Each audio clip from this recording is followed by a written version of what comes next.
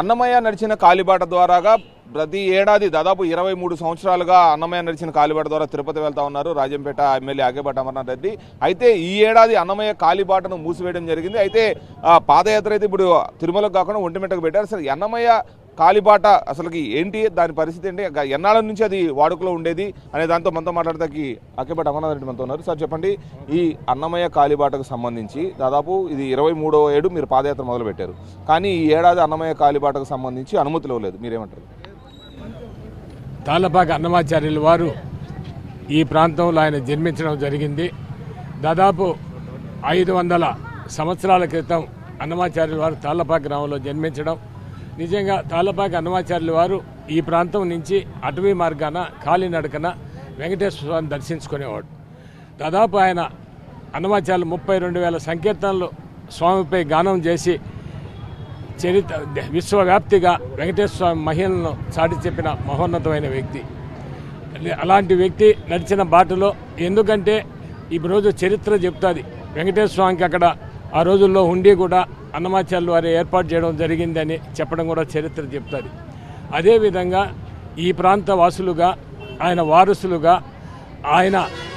ఆయన నడియాడిన ప్రాంతాన్ని కావచ్చు, ఆయన పాదయాత్రను కావచ్చు, అది విశ్వవ్యాప్తిగా తెలియజేయాలా, భావితరాల వారికి కూడా తెలియజేయాలని దాదాపు 23 సంవత్సరాల క్రితం మొదలు పెడితే, ఏదో ఆ సంవత్సరం మేము ఏదో 108 మంది పాదయాత్ర అయిపోయినాక సాలిస్తామని తొలిగా 50 మందితో అట్ట నడవడం జరిగింది. తర్వాత 100 మంది కాదు, వందలాది, వేలాది, ఈరోజు వేలాది మంది భక్తులు. ఎందుకంటే అన్నమాచార్యుల బాటలో నడవడం చాలా కష్టతరమైంది. ఎందుకంటే ఈ రోజుల్లో 1 కిలోమీటర్ 2 కిలోమీటర్లు నడవాలన్నా ఆటోలు ఏదో వాహనం ఎక్కే పరిస్థితి. అలాంటిది అటవీ మార్గంలో అయితే కాళ్ళు బొబ్బలు ఎక్కుతాయి, రక్తాలు వస్తాయి. అలాంటిది కూడా భక్తులంతా కూడా ఈ నవంబర్ మాసం వచ్చిన నుంచి కూడా, కార్తీక మాసం వచ్చిన నుంచి కూడా ఎప్పుడు మంది పాదయాత్ర ఎప్పుడు అని పదే అడుగుతారు. నాకు కూడా కష్టతరమే నడవడం. నేను 2వ సంవత్సరం 3వ సంవత్సరం నడుస్తా, సంవత్సరము నడవలేక, తిరుమలకి నడవలేక అడవిలోనే రాత్రి బస చేయడం జరిగింది. అందరినీ తిరుమలకు పంపించి 10 మందిని పెట్టుకొని చుట్టూ ఏదో మంటేపిచ్చి ఆ రోజు రాత్రి అక్కడ నిద్ర చేసి ఉదయం పోవడం జరిగింది. అదేవిధంగా ఇంకొక సంవత్సరం అయితే పెద్ద తుఫాన్, ఆ తుఫాన్లో కూడా అడవిలో నడుస్తూ ఉంటే చెట్లన్నీ ఊగిపోతున్నాయి. ముసలి వాళ్ళు కూడా నడుస్తూ పాపం వాళ్ళంతా వణికిపోతూ ఉంటే ఒక బెడ్షీట్లో వేసుకొని వాళ్ళందరూ మోసుకొని పోయి దించడం కూడా జరిగింది. అలాంటి క్లిష్ట పరిస్థితిలో కూడా ఏనాడు 1 సంవత్సరం కూడా సాలీకుండా, ఎందుకంటే భగవంతుడు ఎప్పుడు కూడా ప్రతి సంవత్సరం కూడా ఎవరికి ఒకసారి మా తల్లిగారికి ఒక సీరియస్గా ఉన్నా కూడా ఆ సంవత్సరం నేనేమన్నా పోలేనేమో అనుకున్నా కూడా, కానీ ఒంటిమిట్ట తిరుమల పాదయాత్ర చనిపోయినాక, ఆ పాదయాత్రలు అయిపోయినాక ఆమె నిజంగా ఆ సంవత్సరం మరణించడం జరిగింది. అలాంటిది ఏనాడు కూడా ఆటంకం జరగల. నేనే కాదు, నా కుటుంబంతో పాటు మా భార్య కావచ్చు, పిల్లలు కావచ్చు, మా తమ్ముడు కావచ్చు, తమ్ముడు పిల్లలు కావచ్చు, అందరూ కూడా మాలు ధరించి అందరూ కూడా, ఎందుకంటే వేలాది మంది భక్తులు, ఎందుకంటే భక్తులకు ఒక నమ్మకం. ఎందుకంటే ఆ బాటలో నడిస్తే చాలామంది నాకే చెప్పడం, పిల్లలు లేని వారు 10-20 సంవత్సరాల పిల్లలు పుట్టినారని, వాళ్ళకి మంచి ఉద్యోగాలు ఇచ్చాయని, ఇదే విధంగా మంచి చదువులు వచ్చాయని ఒక నమ్మకం ప్రజలకు, ఒక సెంటిమెంట్ ఈ ప్రాంత ప్రజానీకానికి. ఎప్పుడైనా కూడా అన్నమయ్య బాట రెడీ అవుతుందని ఒక ఆశ.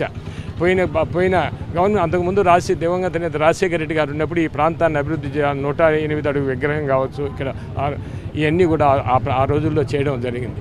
మొన్న గవర్నమెంట్లో కూడా ఈ బాటను బోర్డులో పెట్టడం జరిగింది, బోర్డులో అంగీకరించడం జరిగింది. తర్వాత ప్రభుత్వాలు మారినాయి. మా ప్రభుత్వాలు మారిన తర్వాత అదేవిధంగా ప్రతి సంవత్సరం ఏ ప్రభుత్వం ఉన్నా మాకు ఎలాంటి ఆటంకం లేకుండా మంచి దర్శనం అయితేనేమి. మేము కూడా ఎప్పుడు రాజకీయాలు మాట్లాడేది ఇప్పుడు కూడా లేదు. మాల ధరించినప్పుడు కేవలం ఒక దైవభక్తితోనే పోవడం జరుగుతూ ఉంది. ఎందుకంటే ఇంకొక ముఖ్య విషయం కూడా, ఈ ప్రాంతానికి ఒకసారి జనసేన పార్టీ పవన్ కళ్యాణ్ గారు ఆయన పార్టీ పెట్టినప్పుడు ఈ ప్రాంతంలో పర్యటిస్తా ఆయన నిజంగా ఆ రోజు చాలా గట్టిగా మాట్లాడడం జరిగింది.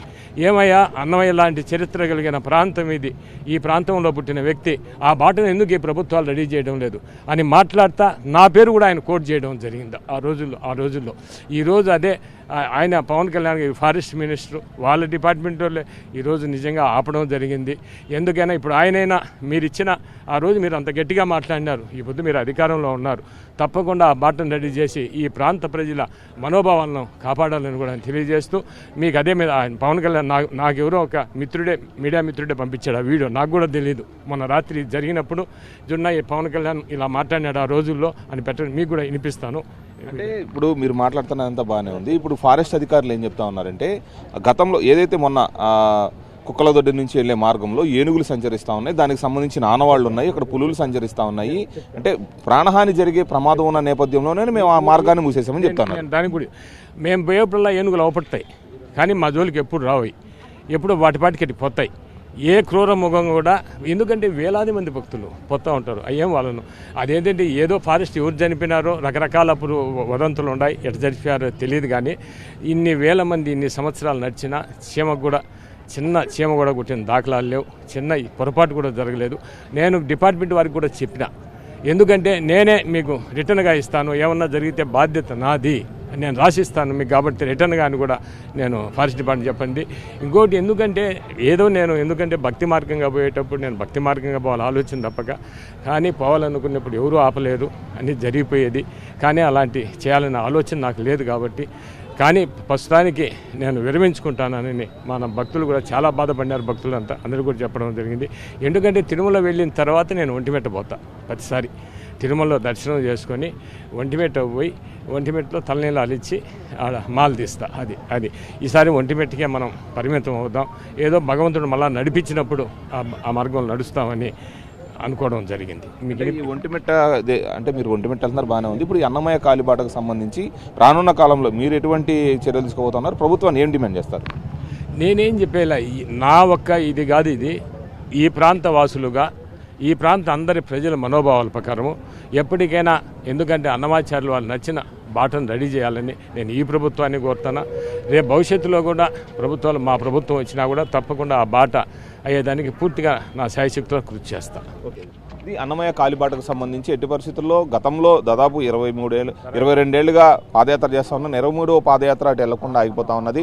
ఏదేమైనా ఈ అన్నమయ్య కాలిబాటకు సంబంధించి గతంలో కానీ ఇప్పుడు కానీ ఎటువంటి ఇబ్బందులు రాలేదు. అక్కడ ఏనుగులు ఉన్నప్పటికీ కూడా ఎటువంటి హాని చేయలేదు. మేము వెళ్తున్నప్పుడు కనబడతాయి, ఏమన్నా జరిగిన నాది హామీ అని చెప్పేసి కూడా చెప్పాను. కానీ ఆ ఫారెస్ట్ అధికారులు దీనికి సంబంధించి అన్నమయ్య కాలిబాటను మూసేస్తున్నట్టు చేసిన ఈ ప్రకటన చాలా బాధాకరమైందని చెప్పేసి చెప్తా ఉన్నారు. ప్రభుత్వాన్ని కూడా దీన్ని డిమాండ్ చేస్తా ఉన్నా ఎప్పటికైనా, ఎందుకంటే అన్నమయ్య నడిచిన కాలిబాటలో దాదాపు అడవి మార్గం 13 కిలోమీటర్లు ఉంటుంది. ఆ 13 కిలోమీటర్లను కూడా అభివృద్ధి చేయాలని చెప్పేసి కోరుకుంటానని చెప్పేసి అమర్నాథ్ రెడ్డి చెప్తా ఉన్నారు. Camera person Rajesh, Sudheer, TV9, Annamayya జిల్లా.